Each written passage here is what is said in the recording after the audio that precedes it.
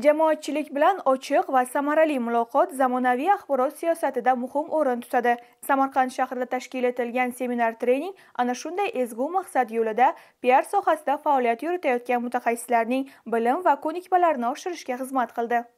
O'ztransgaz aksiyadorlik jamiyati tomonidan tashkil etilgan mazkur tadbir davomida axborot almashinuvining yangi imkoniyatlari, kommunikatsiya strategiyalari va sun'iy intellekt texnologiyalaridan samarali foydalanish kabi masalalar atroflicha muhokama qilindi.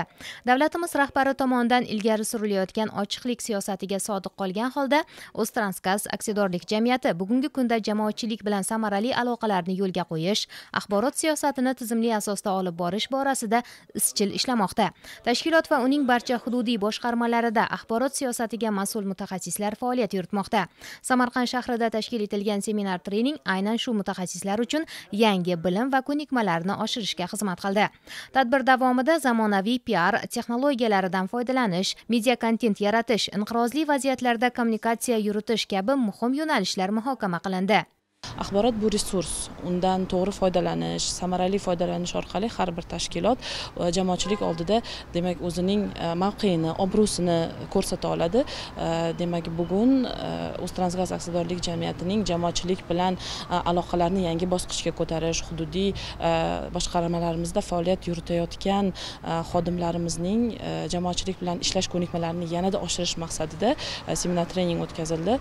Mas'ullarimiz tomonidan olingan bilimlar joylarda faoliyatlari davomida qo'llaniladi va bu orqali demak tashkilotning o'sha ochiqlik siyosati yo'lida olib borilayotgan harakatlariga bir munosib hissa qo'shadi. Aholiga yetkazilgan ma'lumotlarni tahrir qilish, murojaatlarini tizim tashkilotlari bilan kelishgan holatda informatsiyalar berib borish masalalarida o'zimizni bilim va ko'nikmalarimizni oshirib boryapmiz. Zamonaviy texnologiyalardan to'g'ri foydalanish, yangi odamlar uchun qiziq bo'lgan yo'nalishlarda yangi yo'nalishlarda ish olib borish, keyin qaysi joylarda odamlarga yetib boruvchi informatsiyani to'g'ri yondashuv natijasida to'g'ri nuqtasiga yetkazib olib borish masalalarida o'zimizga yangi bilimlarni oldik. Seminar-trening doirasida Samarqand viloyati axborot va ommaviy kommunikatsiyalar boshqarmasi boshlig'i Mannob Ibodullayev, O'zbekiston jurnalistlari uyushmasi Samarqand viloyati bo'limi rahbari